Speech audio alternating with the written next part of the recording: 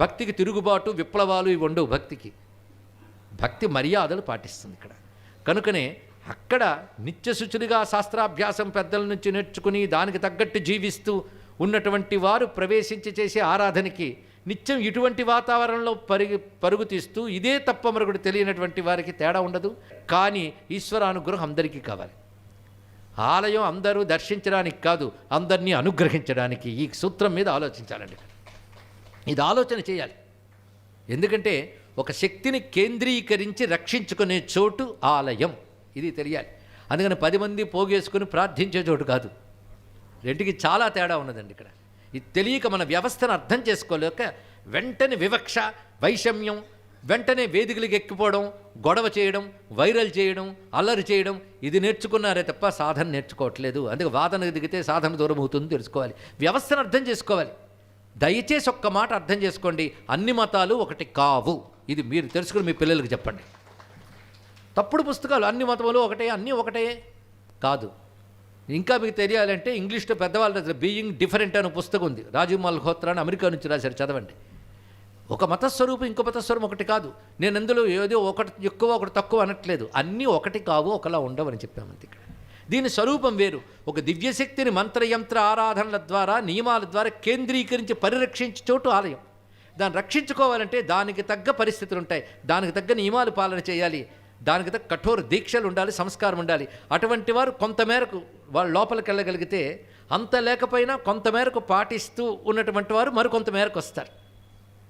దానికి కూడా అవకాశం లేకుండా ఇలాంటి జీవితం గడిపేటటువంటి వాళ్ళకి లోపలికి వెళ్ళడానికి అవకాశం ఉండదు. కనుకనే వాళ్ళ కోసమే గోపురాలు కనబడుతుంటాయి.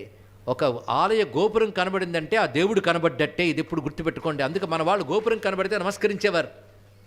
ఎందుకంటే హృదయంలో పరమేశ్వరుడు ఉంటాడు, కానీ శరీరం ఉందా లేదా? శరీరానికి నమస్కరిస్తే హృదయంలోని ఈశ్వరుని నమస్కరించినట్లే, ఆలయానికి నమస్కరిస్తే గర్భగుడిలో ఉన్న మూల విరాట్టుకు నమస్కరించినట్లే.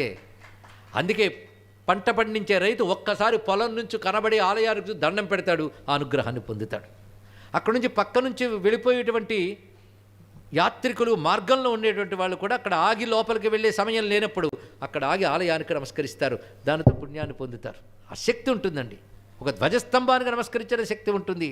ఆలయ గోపురం మనిషి శిరస్సు లాంటిది, ఇది తెలుసుకోవాలి. అందుకే ఆలయంలో రాజగోపురం మొదలుకొని అంతర్గృహం లోపల ఉన్న గర్భగుడి లోపల వరకు వెళ్ళేటప్పుడు ముఖమండపం, అంతరాలయం, ధ్వజస్తంభం, వీటన్నిటి దగ్గర ఆ బలిపీఠం, ఒక్కొక్క దగ్గర ఒక్కొక్క దేవతా విశేషం ఉంటుంది. ఇవన్నీ తెలుసుకోవాలి. కనుక ఆలయ గర్భగృహంలో ఎంతమంది ఉంటారు దేవతలు, అది గర్భగృహంలో ప్రవేశించేవాడికి ఎన్ని నియమాలు చెప్పారండి, మామూలుగా కాదు. అన్ని నియమాలు లేనిది అర్చకుడైనా సరే గర్భగుడిలోకి ప్రవేశించకూడదు. దానికంటూ నియమించబడిన వాడు మాత్రమే వెళతాడు.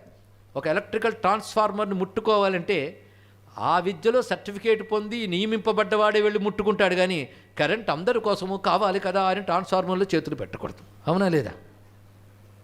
ఎలక్ట్రిసిటీ అందరికీ కావాలి, దాని మెషిన్ మేనేజ్మెంట్ మాత్రం కొందరే చేయాలి. అవునా? ఇదే అలాంటిది వ్యవస్థ. ముందు అర్థం చేసుకొని ఎక్కువ విస్తరిస్తే సమయం సరిపోదు కనుక ఆగుతున్నాం. కానీ నియమాలు ఎందుకు పెట్టారు పెద్దలు, అది తెలుసుకోవాలి. అప్పట్లో వాదనలు ఉండేవి కావు, ఇది మర్యాద. అందుకే ఇలా వెళ్ళలేని వారి కోసమే ఊరేగింపుగా భగవంతుడి తరలి వచ్చి అందరికీ దర్శనమివ్వడం అనేది జరుగుతుంటుంది. ఇక్కడ ఇవన్నీ ఎందుకు ఏర్పరిచారు ఆలయము, దీని గురించి చెప్పాలంటే కొన్ని రోజుల ప్రవచనం ఏర్పడుతుంది. ఇందులో ప్రతిదానికి కావాలి. దీన్ని బట్టి ఈ వ్యవస్థను నేర్పించిన ఋషులు ఎంత తపస్సుతో, ఎంత పరిజ్ఞానంతో దీన్ని ఏర్పరిచారో, వీటిని మనం అలవోగ్గా తీసిపారేస్తున్నాం. తీసిపారేయడానికి అజ్ఞానం చాలు, తెలుసుకోవడానికే జ్ఞానం కావాలి. ఈ జ్ఞానాన్ని ఇక్కడ మనం గ్రహించితే